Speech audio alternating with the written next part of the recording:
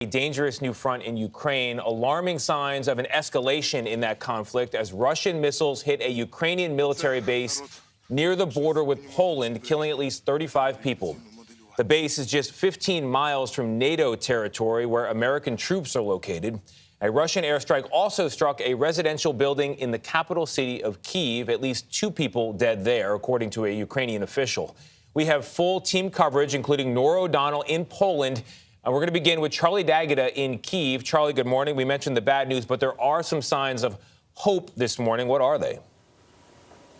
Good morning, Tony. Yes, peace talks have restarted today, and both sides say there's been substantial progress. At the very least, Ukraine is hoping for a temporary ceasefire to evacuate civilians from the hardest hit areas. The massive airstrike on Ukraine's military base right on Poland's doorstep has drawn the U.S. and NATO allies closer to this conflict.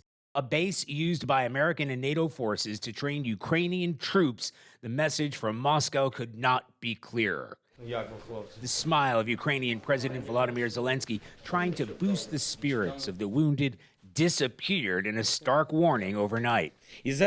I repeat again, if you do not close our skies, it is only a matter of time before Russian missiles fall on your territory, he said, on the territory of NATO and on the homes of citizens of NATO countries. The Red Cross says time is running out for hundreds of thousands of residents in the besieged city of Mariupol, where government officials say at least 2,500 people have died, including, we have learned this morning, this mother and her unborn baby wounded in last week's air raid strike on the maternity hospital. A woman in a Kyiv suburb plays one last song before she leaves her bomb-damaged home. In Irpin, just northwest of the capital, soldiers carry away the wounded and the dead. Where residential neighborhoods have come under heavy bombardment for days, a child skips along despite the danger all around. Those who do manage to escape amid the shelling and sniper fire flee here to a neighboring village. You can see what it's come down to for the people who don't have vehicles, who have fled from these villages just in the back of these cargo trucks. They're being handed warm drinks and some water and something to eat. At least they're safe for now. Neighbors who have stayed behind to help, knowing full well they're right on the path of Russia's merciless advance toward the capital.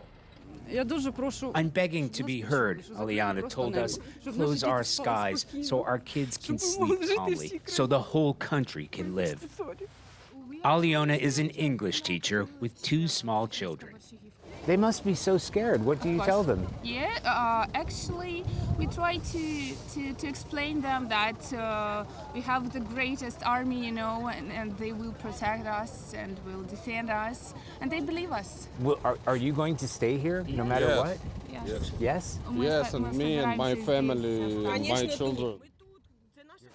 The UN has estimated 2.7 million people have fled the country. That doesn't include the hundreds of thousands of displaced residents like those who narrowly escaped fighting in search of safer parts inside the country.